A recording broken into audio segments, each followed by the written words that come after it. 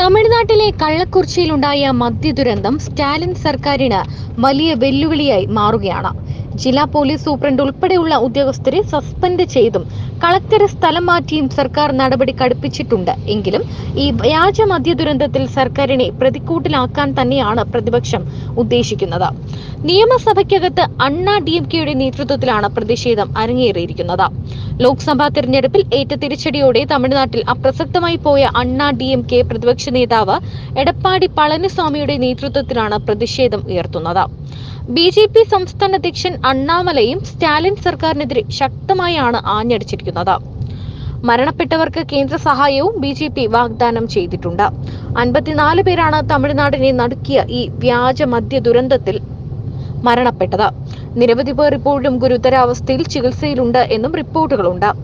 സർക്കാർ സംവിധാനങ്ങളുടെ കെടുകാര്യസ്ഥത മൂലമാണ് മദ്യ ദുരന്തം ഉണ്ടായതെന്ന വിമർശനം വ്യാപകമായി ഉയരുന്നുണ്ട്. ഹൈക്കോടതിയും രൂക്ഷമായി തന്നെ ഇതിനെ വിമർശിച്ചിട്ടുണ്ട്.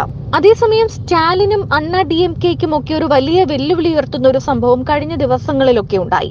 അത് നടൻ വിജയുടെ രാഷ്ട്രീയ പ്രവേശനം തന്നെയാണ്. സ്റ്റാലിന് ഏറ്റവും വെല്ലുവിളി ഉണ്ടാകുന്ന ഒരു സംഭവം തന്നെയായിരിക്കും ഇളയ ദളപതി വിജയുടെ രാഷ്ട്രീയ പ്രവേശനം. അത് ഏറ്റവും കൂടുതൽ തമിഴ്നാട്ടിൽ ബാധിക്കാൻ പോകുന്നത് സ്റ്റാലിനെ തന്നെയായിരിക്കും.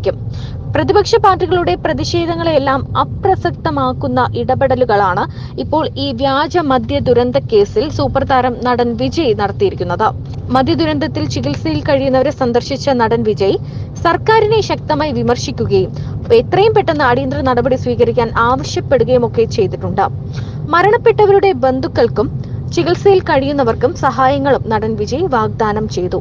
ആശുപത്രിയിൽ ചികിത്സ തേടിയവരെയും മരിച്ചവരുടെയും ബന്ധുക്കളെയും കാണാനെത്തിയ വിജയ്ക്ക് മുന്നിൽ ബന്ധുക്കൾ പൊട്ടിക്കരഞ്ഞതും വിജയ് മാറോട് ചേർത്ത് അവരെ ആശ്വസിപ്പിക്കുന്ന ദൃശ്യങ്ങളെല്ലാം തന്നെ സോഷ്യൽ മീഡിയയിലും തമിഴകത്തും ഒക്കെ വലിയ രീതിയിൽ വൈറലാവുകയും വലിയ രീതിയിൽ ചർച്ചയായി മാറുകയും ഒക്കെ ചെയ്തിരുന്നു.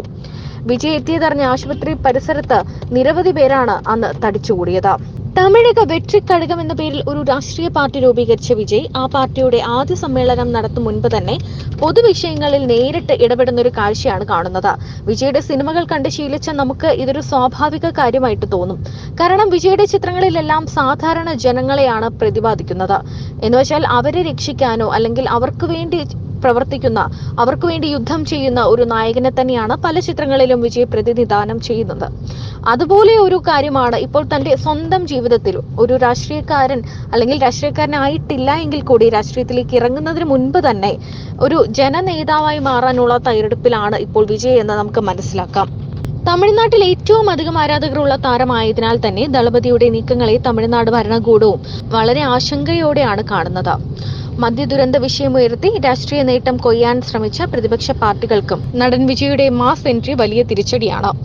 DMK സർക്കാരും ദളപതിയും നേർക്കുനേർ വരുന്നത് മറ്റ് പ്രതിപക്ഷ പാർട്ടികളുടെ പ്രസക്തി തന്നെയാണ് ഇല്ലാതാക്കുന്നത്. തമിഴക വെട്രിക്കഴകത്തിന്റെ സമ്മേളനം കഴിയുന്നതോടെ അണ്ണാ DMKയിൽ നിന്നുൾപ്പെടെ നല്ലൊരു വിഭാഗം അണികളും അനുഭാവികളും ദളപതിയുടെ പാർട്ടിയിൽ ചേരുമെന്നാണ് രാഷ്ട്രീയ നിരീക്ഷകരും വിലയിരുത്തുന്നത്. സൂപ്പർ താര പദവിയിൽ നിന്നും വന്ന് തമിഴ്നാട് മുഖ്യമന്ത്രിയായ MGRന്റെയും ജയലളിതയുടെയും പാതിൽ തന്നെയാണ് ദളപതിയും ഇപ്പോൾ സഞ്ചരിച്ചുകൊണ്ടിരിക്കുന്നത്.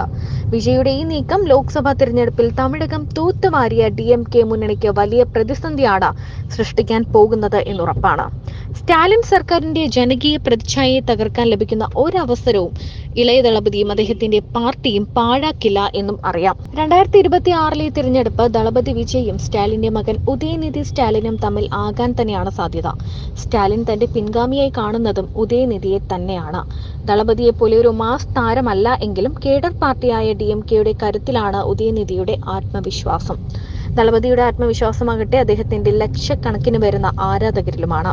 എന്തായാലും ഈ കള്ളക്കുറിച്ചി വ്യാജമദ്യ വിവാദം തമിഴകത്ത് ഒരു വലിയ ചർച്ചയായിരിക്കുകയാണ്. അത് സ്റ്റാലിനും ഇളയ ദളപതി വിജയും തമ്മിലുള്ള നേരിട്ടുള്ള ഒരു ഏറ്റുമുട്ടലിന് തന്നെ വഴിയൊരുക്കും.